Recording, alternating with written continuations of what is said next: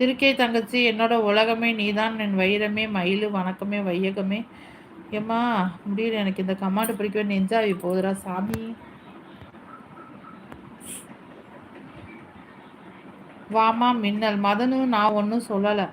மாலாக்கா நம்ம பாசத்தை படிக்க கூட முடியாத இவங்க